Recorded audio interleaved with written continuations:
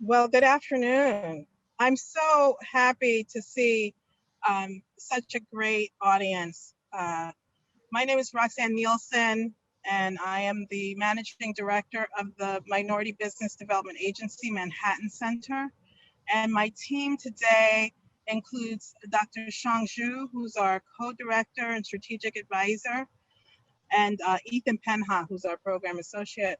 Our MBDA, located at 48 Wall Street, we're all working remotely, obviously, but we work very hard to connect our minority business owners to contract opportunities and procurement, to capital, access to capital. And we provide a linkage to the other federal programs. And SBIR has been on our target list for over a year. And Ethan Penn has a graduate of NYU engineering. And when he came on board, I said, this is your program. I want you to do your best to develop our interest and cultivate our intelligence around this issue. So with that, I will hand off to Dominique Aubry, but on behalf of the MBDA Center Manhattan, Dr. Zhu, within says welcome to the MBDA. Awesome. Thank you so much, Roxanne. And so, hi, everyone. My name is Dominique Aubry, and I'm the founder of Growth Founders. We're a network and a technology platform that supports founders from the Black diaspora who have raised capital and received federal grants, like the SBIR. I'd like to thank Roxanne. She's the director at the Manhattan Minority Business Development Agency for supporting the first of two-part series discussion about SBIR and federal grants.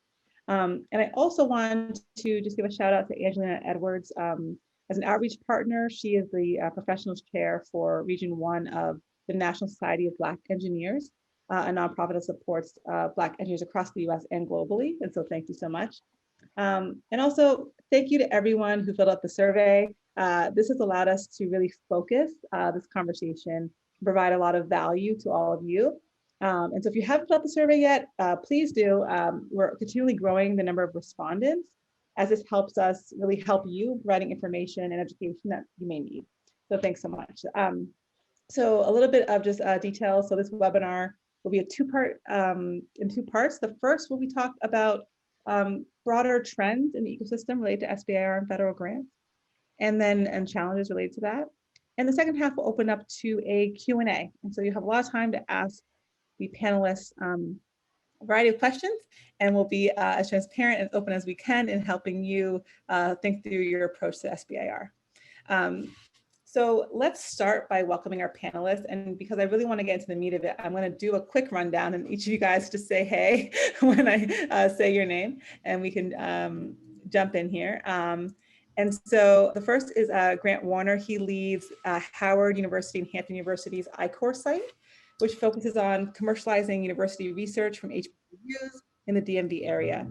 He's certified in Lean Launchpad and a nationally trained I-Core instructor. And he also co-founded Zedia Labs, I think, a DC-based incubation firm that provides training and technical consultants to local startups. So Grant, say hi, and if I butchered that, please let them know the name of your... You did a good job, pronounced everything right. Hello, everyone. Great, nice to meet you. Nice to say hi and see you again. And then next we have Souvik Paul. He is the CEO of Aubry, a medical device company. Souvik is an SBIR Phase 1 and awardee. He also had a ton of other awards if you've seen his LinkedIn. And he started his career at JP Morgan and Johnson & Johnson. And he's now developing a safer, healthier, and more sustainable urinary catheterization system by enabling the safe reuse of intermittent catheters. So thank you, Souvik, for joining. Yeah, thanks for having me. Really excited to be here. Awesome. And of course, we have Sergey Sirtonin here. He's the CEO of Dabaza Health. Dabaza is a health technology company engaged in research and development of digital tools that help activate, empower, and support patients and healthcare providers. He's a principal investigator for the NIH, and he has been on 5 highly competitive NIH research projects, leading the development and clinical validation of digital health tools for managing patients with chronic diseases. So thank you, Sergey, for joining. Thank you. Thank you for inviting me to the panel. And last but not least, we have Ethan Penha here. He is a program associate at the MBDA. And he's really assisting in bridging the gap between the MBDA community and the resources of the federal funded grants and innovation. And so he's joining us today to share with us some insights around our survey that we recently put out. So thanks, Ethan, for joining. Thank you, Dominique, for having me. Ready to rock and roll. So we've already had a couple of great conversations with this crew. So this is going to be a continuation of that. And so let's really just jump into the conversation. So Ethan, maybe we can just start with the survey. Can you share more about kind of who's in the MBDA community and some trends you saw from that survey? Sure. Thank you, Dominique. So to begin our survey captured some of the needs and questions that our business community had. And what we had seen, and it's a small sample size, of course, is that a little less than half of our small business community are women-owned, and over half of the respondents are minority-owned. And the business community has a familiarity with tracking federal grant opportunities, but they aren't as familiar with the SBIR grant and application process. Nearly 50% of our respondents were aware of federal grant opportunities. So we are trying to bridge that gap, as you said, and what we have noticed as well is that the percentage of women-owned businesses that have been awarded SBIR grants, according to SBIR data from 2005 to 2017, is under 11%. And then under 7% of awardees are minority-owned. So the trend that we're seeing is that many of these disadvantaged businesses are joining entrepreneurial networks and other support organizations to better familiarize themselves with the SBIR process. Awesome. And actually, you know what, Grant, this kind of, I think, dovetails into what we were talking about last week. From the HBCU perspective, you know, what are you seeing around people's understanding of the SBIR or any of the federal grants? Yeah, I mean, it's a great question. You know, as we were talking last week, you know, the SBIR STTR program has rebranded itself as America's Seed Fund, but it's not effectively reaching out to you know, people of color and including them in that seed fund, unfortunately. And you know, before I answer your question directly, it's really unfortunate because one of the mandates for the SBIR program is to encourage participation by women and disadvantaged persons, right? So this is written into why SBIR was created, not just technology commercialization, right? But this promotion of participation. So, you know, again, I think we have to be really active in helping SBIR fulfill its mission. But, you know, similar to what Ethan was talking about, there are low participation rates inside of HBCUs, and some of it is an issue of socialization, but others are, you know, the result of, you know, policies on, you know, how you might apply or what things that you need as a predicate, you know, to get involved with some of the programs, not necessarily SBIR, but some pre-SBIR programs that might help you get to the point where you're ready to take the commercialization step. But you know, I think the idea is to actively work on that. The idea is to actively work on it. So I like this kind of discussion and developing networks that can help address that. Well, I'd love to hear a little bit more in terms of, to your point, you know, you kind of touched on why you think folks are not socialized to it, and these kind of other programs people can kind of get into to prepare for the SBIR or the NHS or, you know, any of the actual grants. And folks don't know about those. And so can you talk a little bit about how you see, why that's the case from an information flow perspective? Because I know a lot of the universities have the I-Corps program. So what do you think is happening there, that disconnect? Is it that folks are not going to the university? Is that they just don't even think to ask the question? Or is it they actually know, but again, the thresholds are too high and they feel like they can't apply? Do you have any thoughts on that? Yeah, so I think, kind of two points to this. So one is the I-Core program, and for those who don't know, it's the Innovation Core program, and it helps researchers explore commercialization opportunities for their lab work, right? So it really acts as a funnel in many ways to the SBIR program. And when we look at the participation of HBCUs in I-Core, that's low, right? So that's something that needs to be addressed in order to kind of socialize this approach and its benefits among that constituency. And because of that, there might be a cascading issue, because I think the I-Core program has been focused on the university community and now is beginning to project outward of there. So it might not be called I-Core formally, but universities are running these lean startup programs. I know we do it in DC in partnership with George Washington University. We're running lean startup programs for the community, right, that we hope become a funnel for SBIR. But we need to get the universities that are more closely associated with our communities engaged and involved with that process. So I think that's part of it. That's part of it. Maybe not all of it, but part of it. And maybe Sergey, you could add some, put you a little bit on the hot seat here as the first question, but maybe from the other perspective. So, Ethan brought up a percentage and a number around kind of awarded, awardees. And then, Grant talked about kind of really early in the funnel, but you're actually getting the applications, like you're actually reviewing. And so are you seeing the same kind of demographic breakdowns in your actual applications as well, or actually is it looking different? Well, I wish we, I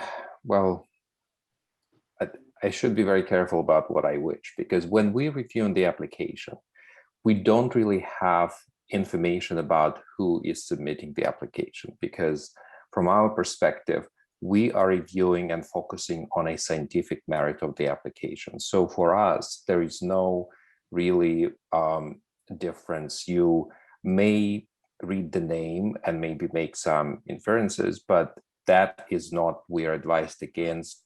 That's why you don't see any pictures, you don't see any photos, you do not have any personal information, because the purpose of the scientific review is to assess the scientific merit. So I am not aware of, I heard data, some statistics about what is the participation of people and how it can be break down, but we typically do not focus on those kind of things. So. And if Dominique, if you don't mind, I interject. It's one of the interesting things. If you read the National Academy's report, it speaks to this in some ways. So not only is it not available to the reviewer, it's not available to the agencies. It's not a part of the application where the data is very clean. I think it's optional reporting, and many times people don't report. So they don't have a really good handle on what participation looks like, other than to know it's very low. I know in the National Academy's report, I forgot which agency it was talking about. They reviewed 600 applications, and somewhere around 6 or 7 had a Black PI or a C-level executive on the application.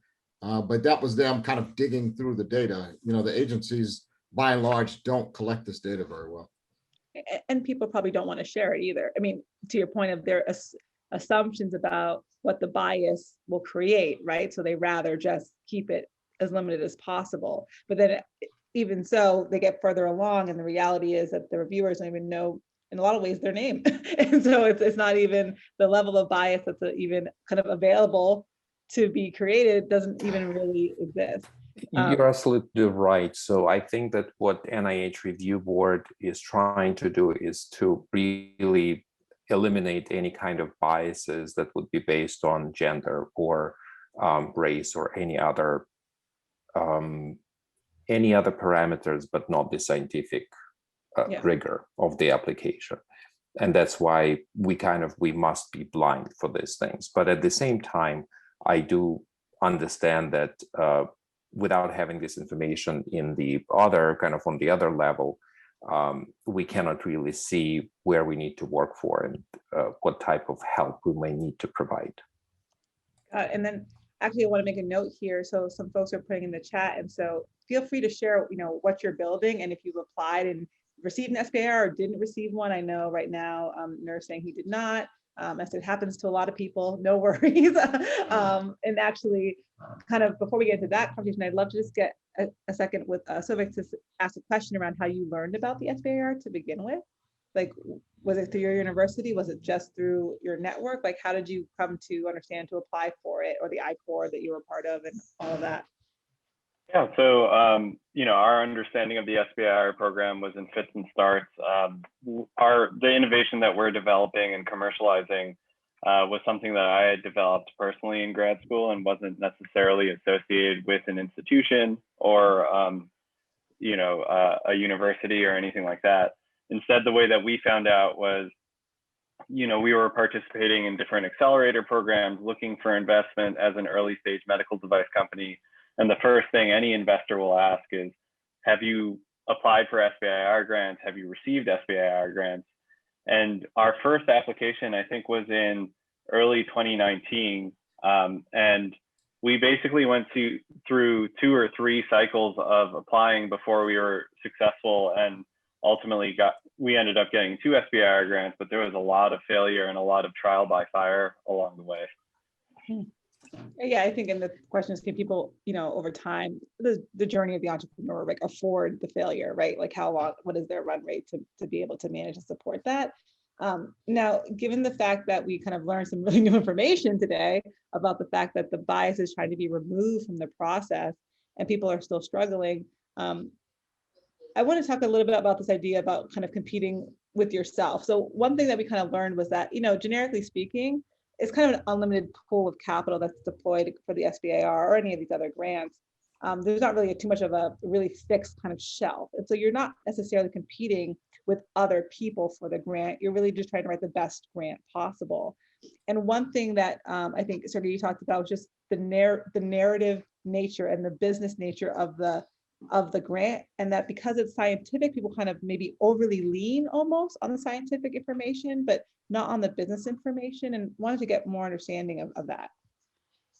Well, the SBIR program, it has 3 distinctive phases, and we typically focusing on 2 phases, which is phase 1, it's the feasibility and proof of concept phase, and then phase 2, when you really do a research and development with the goal to commercialize your product.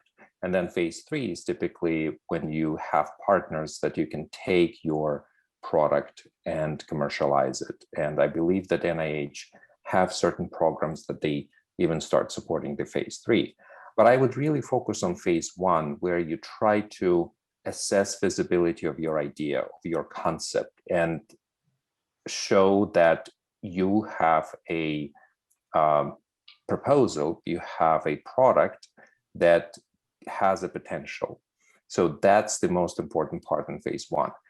And I think that sometimes people overthink this phase and they try to write an application that you're going to create a final product almost for phase 1. So that's kind of one aspect of it, that you need to look and understand what is really your idea, how you would present it, thinking about how the other person who you're explaining this idea might read it. Is it clear? Is it really have a scientific merit? And we're always, as reviewers, looking at the logic, at the understanding of prior art. That's not someone come up with something and say, well, we don't have any competition. This is the first, this is the unique thing. Typically, it is not. Typically, someone would think about this and either wrote something or have an idea. So it is really focusing on the proof of concept. And that would require that you kind of design still. You have to create an approach, how you would test your hypothesis. The application right now is only 6 pages. That's the core application. So writing your idea in those 6 pages from the NIH perspective should be sufficient to provide enough information for a person who may not be specializing in that field, but for them it would be sufficient to understand what you're trying to do.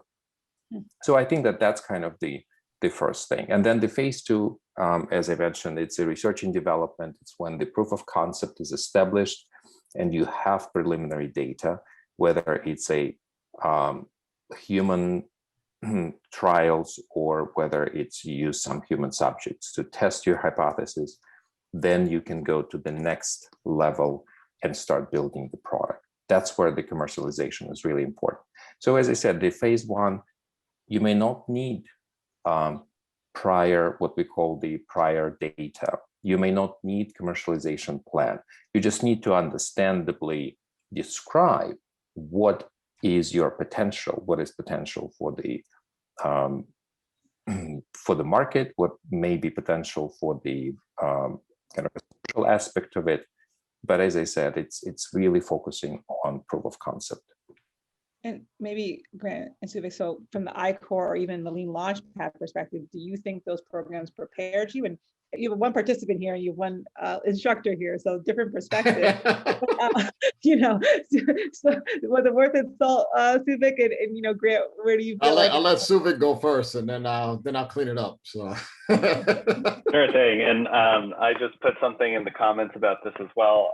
We actually kind of did it a little bit backwards in the sense that we got our phase one SBIR from the NSF. We participated in their mini I-Core program, which is the Beat the Odds boot camp, which is, I think, half the length of time and a third of the number of interviews, but still a pretty demanding process. And then we decided to go ahead and do the full I-Core program, where we interviewed over 100 people over the course of 7 weeks. So very intense, very difficult, very challenging, but ultimately incredibly rewarding. I think if there are other folks who are first-time founders and entrepreneurs here, I think what's shocking is just how much you learn about how wrong you are at the outset and how much you need to continue to iterate on your vision for what the product you're building is in order to develop something that people actually want. And that was an incredible experience, and having that structure and like having our feet held to the fire in terms of like, you need to interview 15 people a week for 6 weeks was really incredible and resulted in us learning so much and changing so much about the product as a result. Indeed, I just piggyback on that. Again, when you think about the SBIR, there are 11 participating agencies. A subset of them, 5 or 6, do SBIR and STTR. Some are granting, some are contracting. So I say that to say that there's a nuance to SBIR, and the agency you apply to matters. So you need to understand kind of the priority of that agency, what the application process looks like, et cetera. It also has impacts on the approach to I-Core.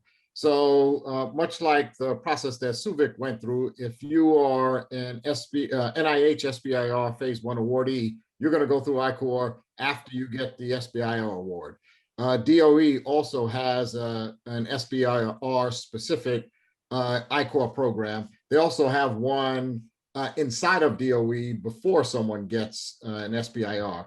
NSF operates them on both sides. So you have the academic focused I-Core program, which says, do you have something in the lab? Let's understand if there's some commercial potential for it. If there is, then you might proceed to SBIR, where you'll go through the process that Suvik went through. You'll do the Beat the Odds boot camp. I happen to be closing one of those on Tuesday, and then you'll go through the SBIR I-Core program. And it comes back to something that Sergey was saying that I think is really important. The reason why they do this is because the expectation is not that you come in to SBIR with a full-bodied business concept, right? The phase 1, generally, again, for the granting agencies especially, the phase 1 is all about feasibility, right? Where is the technical risk? If there's no risk, SBIR is not going to fund it. If it's kind of, I'm going to put 2 elements of code together and I know this is going to work, probably not an SBIR project.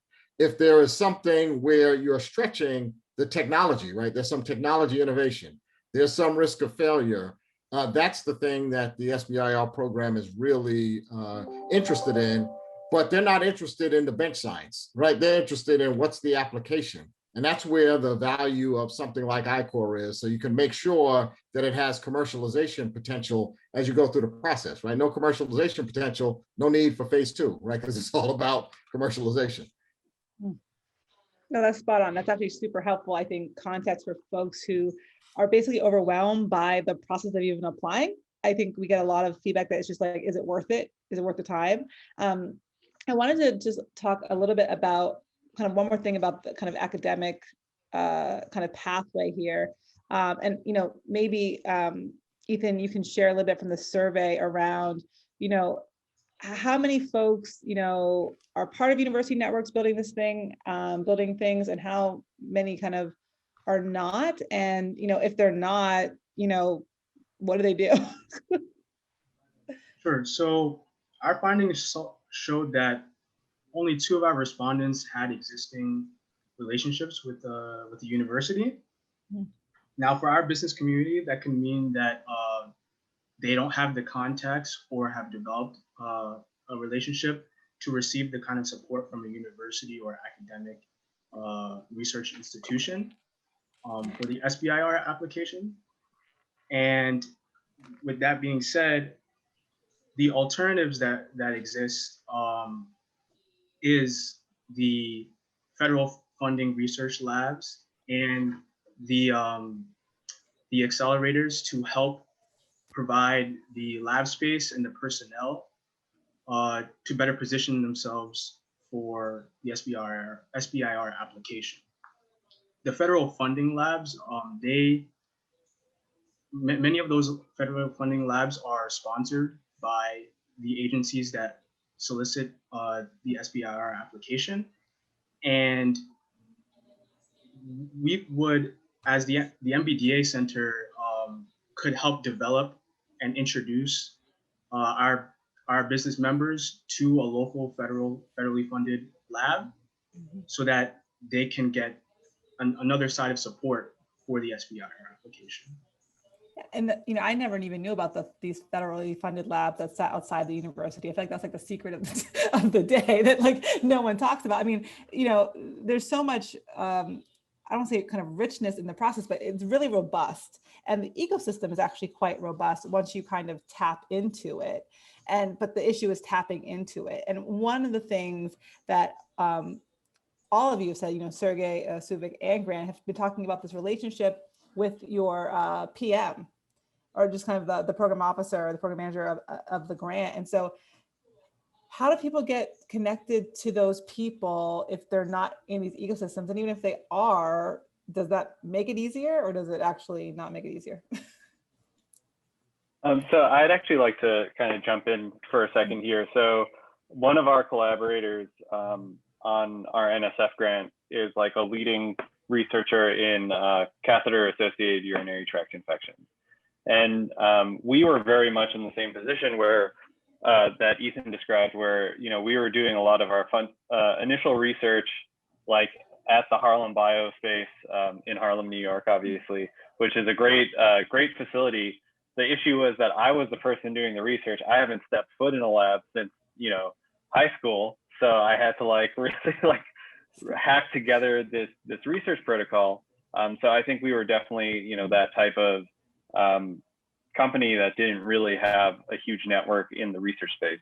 That being said, we found this collaborator at the University of Notre Dame just by like reviewing research and finding that she had written a number of papers on catheter-associated urinary tract infections.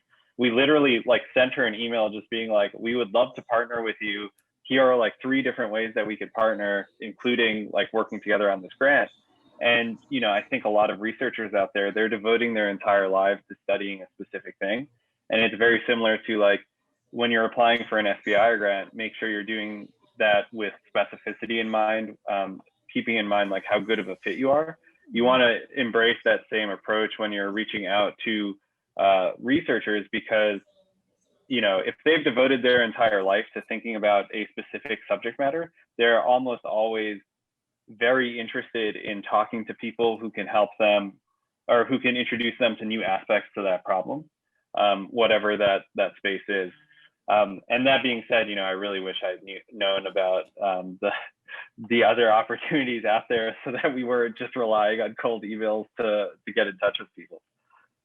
You built the muscle, with the with the I-Core, and also even before that, but you do what you got to do. But I think that really speaks to this joint venture. We got this a lot also with the survey, Ethan, I think was around people's questions around joint ventures. And it's like, would you consider what you did a joint venture with this person?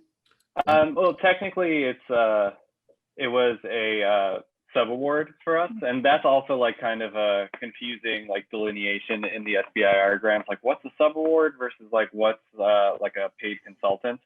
For us, the difference was in partnering with an institution like University of Notre Dame, like we have to pay indirect costs and fringe benefits to all the people who are working with us.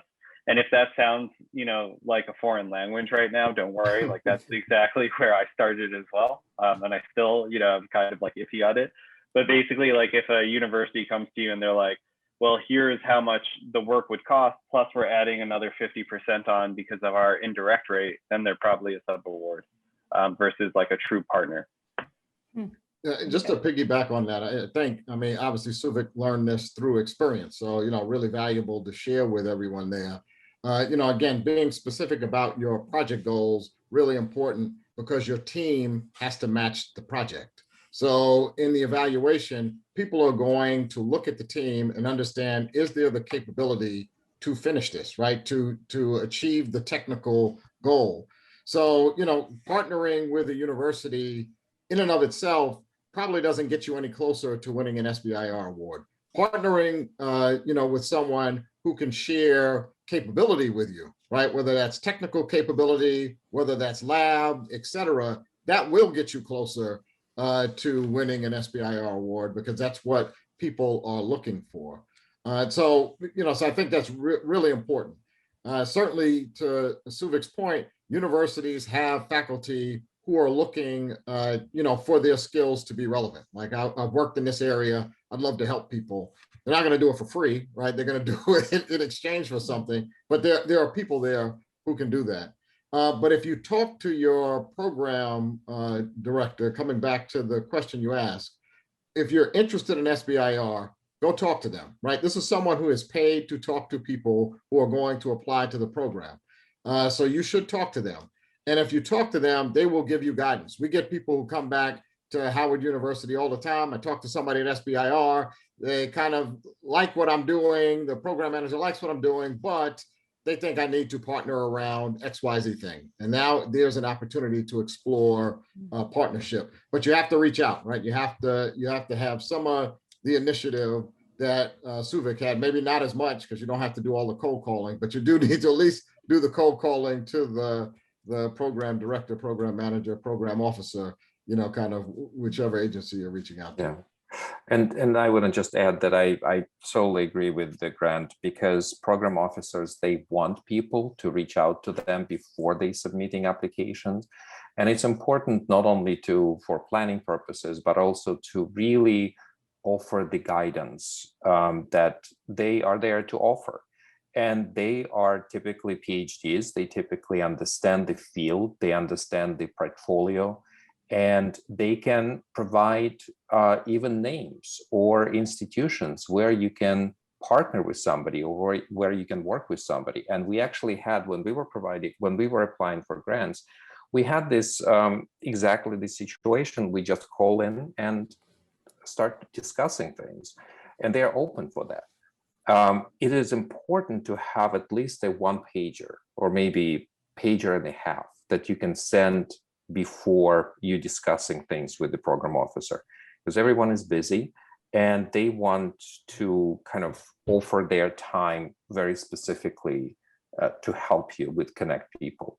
So I agree very much. Sometimes people feel intimidated, but that's exactly what program officers are for providing advice and guidance. And so I want to talk about one or two more things and we're going to open up for questions. So we have questions that people submitted through the survey. If you have any questions from this conversation, please put them in the chat, and then we'll start kicking off questions in a couple minutes. So please put your questions in the chat, and again, we'll read off from the survey as well. I did want to talk about one thing, and I kind of thought it was an interesting data point in the survey around kind of the resources that companies needed in terms of support around the SBIR. And so Ethan, could you just share a little bit about what some of that detail was around the company stages, and also kind of what kind of things they needed most help with in the SBIR process? Yeah, so interestingly, many of our respondents, around 65%, were seeking grant writing support. And I think this is interesting because around 60% of our respondents were in the early ideation and R&D of their business.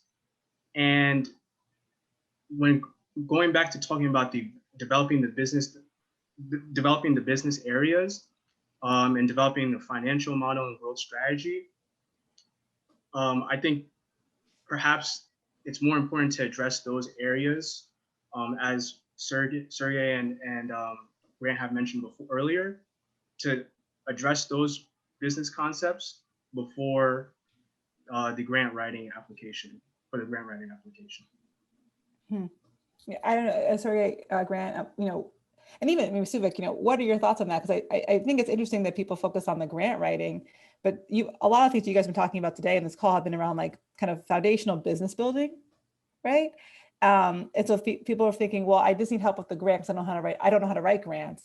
But really, it's like, if you don't answer the other business problems or challenges up front, you won't be able to write a nice grant, no matter how good of a writer you are or the person that you hired to write the grant, to help you with that process. So do you guys have thoughts on kind of prioritizing what people should be focusing on at that early stage?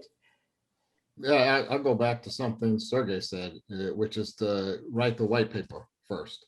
So write the white paper, send that to a program officer, and engage them, right? Really have a discussion around where you're at, what's the concept, what's the technical risk, does it fit into their portfolio, so you can find the right agency and opportunity to apply to.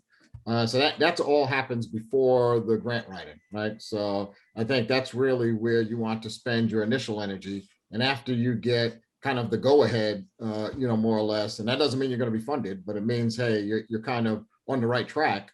That's when you begin, to dive into the grant writing process.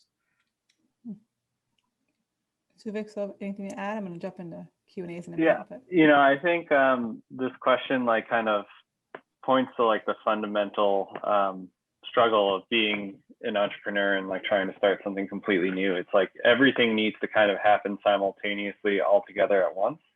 And so, what comes first, the chicken or the egg? And the answer is like, for an entrepreneur, you need to have both, right? Like you need to be able to really succinctly articulate like the fundamentals of your business and what your product is doing. You also need to be able to like expand that into a full grant application. And, I think so much of, especially early stage innovation, is about being able to communicate fundamentally, like, what are you doing and what is the impact going to be? There's like for us, for our phase 1 application, right? Like we were able to outline a lot of the initial thoughts that we had around commercialization, but a big emphasis of our activities, especially through the I-Corps program, was actually to prove those assumptions and baseline guesses wrong, right? Like the whole emphasis of the I-Corps program is get out of the building, start talking to people who will actually use your product or help you sell it, and find out where you've made mistakes so that you can continue to update your business model. So, there's this tension because you want the grant, you want the one pager, you want whatever the piece of collateral is to be like the be all end all for your business. But at the same time, while it has to be very polished, you also have to kind of be ready to throw it out and start over again when you get new information.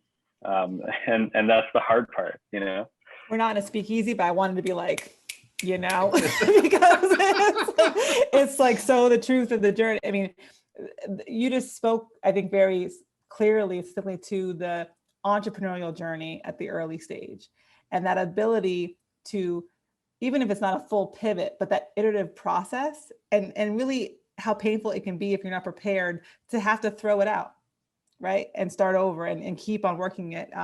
And folks want to kind of say, I did it, I'm done, and give me the A, I kind of did the task, move on. But that's not the process actually, right? And so you can do all the things, you can do iCore or Lean Launchpad, or you can't, and you can still get to the same place. And so it's not about kind of doing all the steps, but it's about understanding the steps, right? It's a kind of a little bit of a different activity there. And you just kind of said it so well. So I wanted to highlight that. Yeah, and I also would like to add a few words about this whole process of validating the idea, because you need to have some sort of understanding that your idea and what you're planning to do or want to do is actually have merit to it. So one aspect that Civic was talking about is going and talking to people. So you want to get probably kind of feedback from potential customers or from potential experts to understand whether what you're trying to do is actually has some value. The other aspect, and I also would like to stress it, is that when SBIR, so SBIR is a mechanism, and you typically have a omnibus solicitation that kind of covers what we call the science initiated, so PI initiated research. Basically, you have different institutions who participate in this program, and they have their mission, and you can come up with an application, with a project within this mission of this institute. But then you also have requests for applications. These are very specific solicitations that are given by institutions, and they specifically ask for a theme or a topic or to resolve a problem. And typically those, and there are many of them, they're constantly getting released. They're not like a specific date. It's like basically every week something is getting released. And what is really important is to, first of all, to sign up for the NIH distribution list so that you can get those announcements every week they come out, but also kind of scan through them and to see if there are any of the applications or requests for applications kind of match what you are trying to do. Not specifically, but maybe the field, maybe the area. And then go to that application, to that request for applications and read it. Because typically it has a lot of information. It already has a lot of signs and references. And that's another way thinking about whether your idea or what you're trying to propose has merit to it, so that you can read and get more information from those requests for applications. Everything that you guys are all saying just speaks to this idea that if you're applying for these types of grants, you have to kind of go deeper. That's kind of the best way I can kind of put it. It's just, you know, the entrepreneurial journey is one activity, and, you know, people kind of think the SBIR is kind of separate from that. There's a lot of similarities there, but the one maybe difference when it comes to applying for the grant, maybe compared to some other areas that you might, you know, if you're going after VC funding or something like that, at the early stages, you might have to just go a bit deeper in terms of the research that you're doing, to your point of kind of looking at references on research papers, kind of connecting with more people within that kind of specific network. And so it just seems like folks need to kind of unearth, you know, it's like an onion, you kind of got to peel it, and folks need to approach the SBIR in that way. When we think about SBIR, we typically think not as a grant, though it's a granting mechanism, meaning that you receive money and you don't have to pay it back. But we think of it as funding. So, and I think that sometimes it's kind of change your perspective, that you are applying for funding. And in order for you to apply for this funding, you have to go through a certain process. It's like due diligence. You would go when you apply for venture capital or for any other things. So if you're changing this perspective and saying, well, this is a grant, it's something that somebody will give me if I write a, you know, like a simple request for this, that probably will help to kind of go deeper and say, well, it is a funding mechanism and it has a certain requirements attached to that. And, I'll go back to my initial point, right? SBIR brands itself as America's seed fund. So I totally agree with what you're saying. Raising money is hard. So if you've gone out and you've tried to raise angel or venture money, it's hard. You're going to take a long time to do it. Same thing with this process. You might apply, most who apply get rejected. And you might have to apply continuously. And that's just the nature of the beast. The advantage is it's non-dilutive capital, right? Nobody's taking an interest in your company. You keep full ownership. But yeah, it's a process.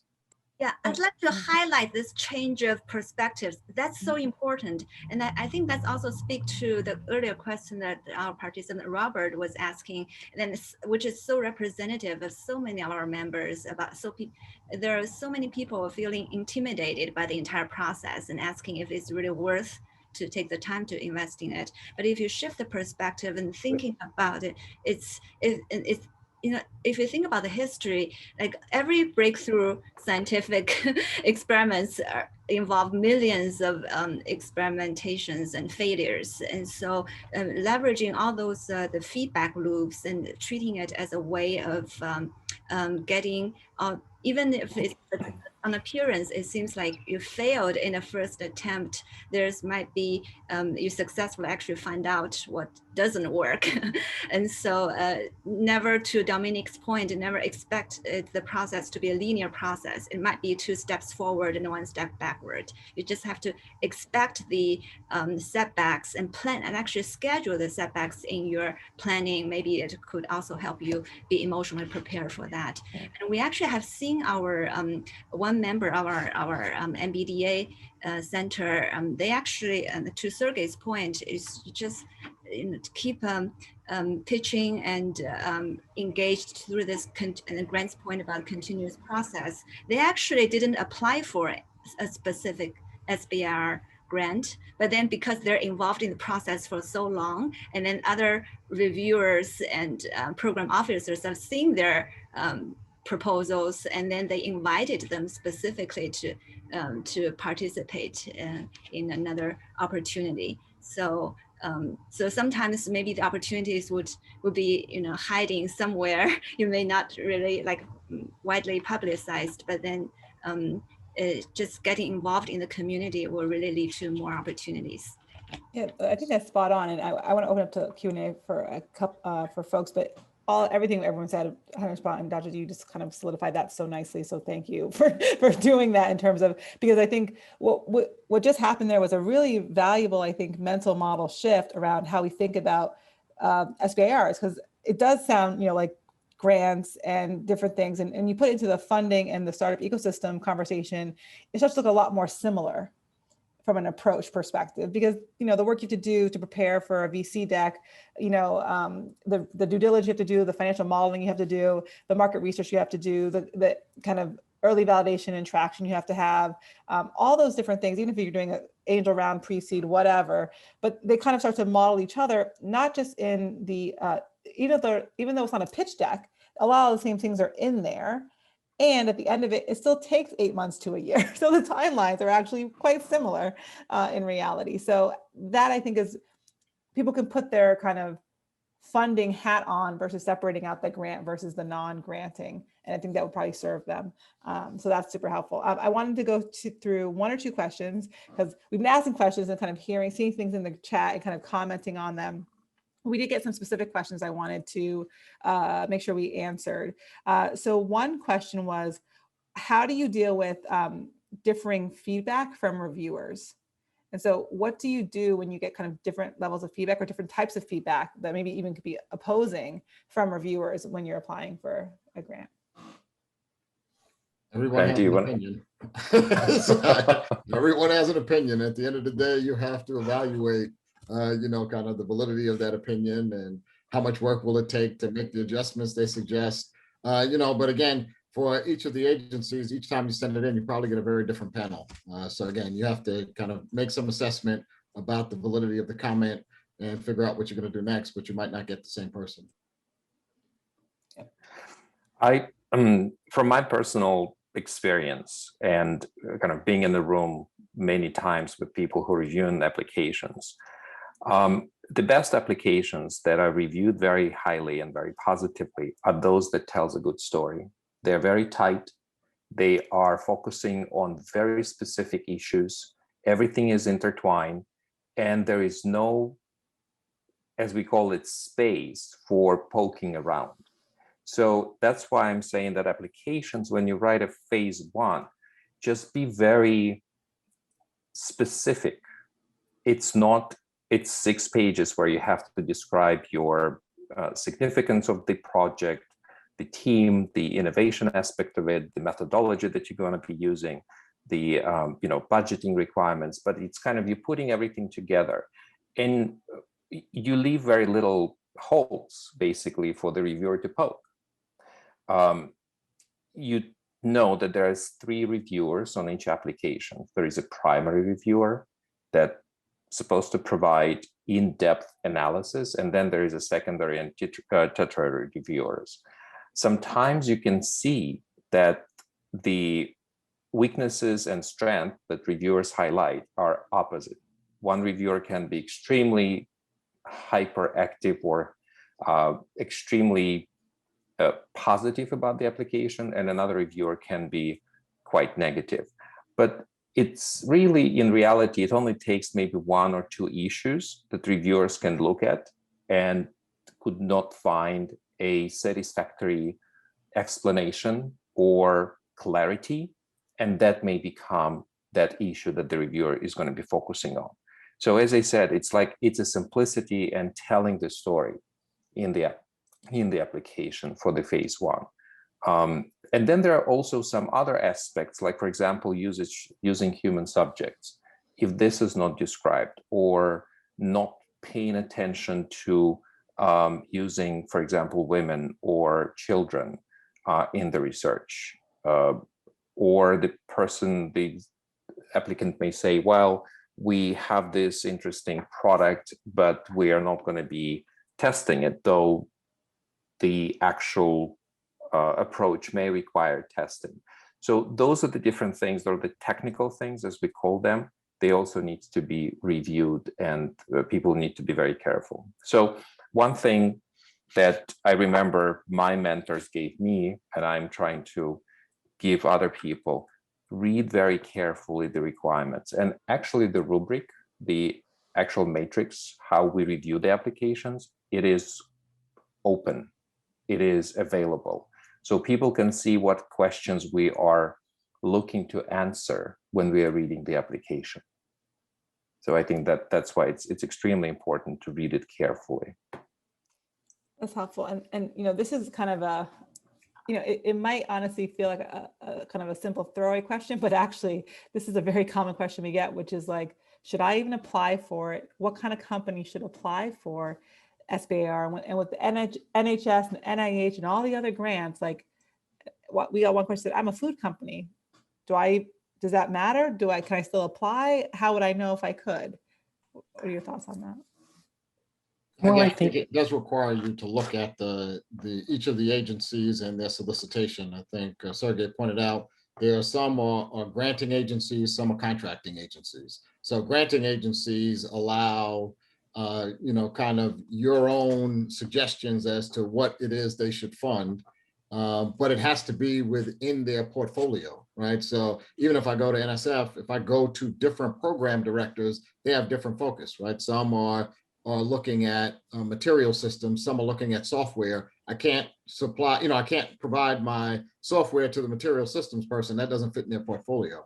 And that same portfolio look spans across agencies. So you have to figure out, is it granting or contracting? If it's granting, do they deal with things that I deal with, right? So you can't just kind of apply to SBIR. You really have to figure out what's the program that you're applying to within SBIR. Oh, that's super helpful, I think, for folks, because people always kind of are confused by that one. Here's a question we got, which is, under an SBIR grant, does the small business own their intellectual property rights of their developed technology or software? The short answer is yes. And maybe something you could add to this, you know, was that a concern of yours when you were doing the process, and how did you find out that the answer was yes? Was just you asked someone, they were like, it's cool, or it was actually some work to confirm that that you would own that intellectual property? You know, like one of the ways that we were introduced to the SBIR program was through accelerators and investors. And so I think like fundamentally, we just had the assumption, like if we're developing IP in this, like we can keep it, just because an investor would never push you to a program where you have to surrender your IP. Like that's just like not a particularly defensible position as a small business. And, you know, I think when it comes to sub-awards and how you're, like, say you're collaborating with a research organization, then you should put an IP agreement in place with whoever your partners are, but your grantors aren't going to say that they own the IP. Just because, like, that's not, you know, like the NSF doesn't want to just like sit on a bunch of IP, because like ultimately the IP is meaningless unless it's being commercialized and actually impacting people's lives. So it's just like not part of their mandate to want to do that. Got it. I'm gonna ask one more quick question here. I think I just want to add a little bit of a detail here. So if you actually read a solicitation, in the solicitation, it says that government has the, I think the legal term is the right of the first refusal. So basically they are, they may request the right to use this technology, but in the history, it happens extremely rarely, and more with the technologies that have kind of a, it's called dual purpose. So it can be used for military purposes, but otherwise it is owned by the SBIR applicant.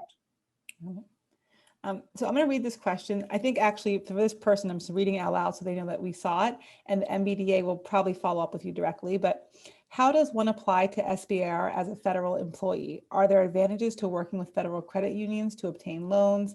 And are there any instances of democratic enterprise models coming out of SBIR grants, like worker cooperatives? So I wanted to read that out loud. I don't know if anyone had a moment, anything to chime in on that at all, because that was kind of a left field question I wasn't expecting before we close it out, but I wanted just to share that and get any thoughts if you had any.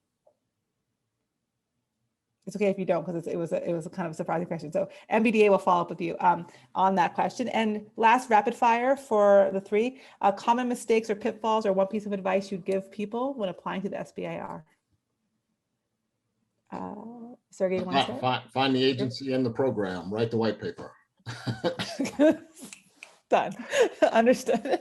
I would say read solicitation very carefully, the omnibus, and if there is a very specific request for applications that may add additional information, but it's extremely important to read the solicitation. And don't be discouraged if you initially don't get it. You know, it's a process that really rewards persistence, and every time you're going to get more feedback, you'll be able to look at that feedback and incorporate it into the next round of submissions. So just don't give up. And it's definitely worth it to apply. It's, if you look at the monetary value for the phase 1 and phase 2, it worth it. Awesome. On that note, Sergey, we will end today's call. So thank you. This is part 1 of 2 around our conversations with Grow Founders and the MBDA around SBIR. Post this call, you'll get an email survey follow-up. And for everyone who did fill out the survey, we'll also be sending out a 1-pager of some resources that you can use. So please fill out the survey if you haven't, and you'll get that resource afterward. And thank you so much. And everyone have a wonderful, wonderful Tuesday. Thank you so much, Dominique, for hosting this first of 2 events. And we would like to advise all of the participants today that there is a phase 0 program with Department of Energy. And so we'll send out those links. It opens up in the next couple of weeks, and it's an opportunity for people who are first-time SBIR applicants to apply for that special program. Wonderful. All right. Thanks so much, everyone. Have a great day. Take care, all. Thank you.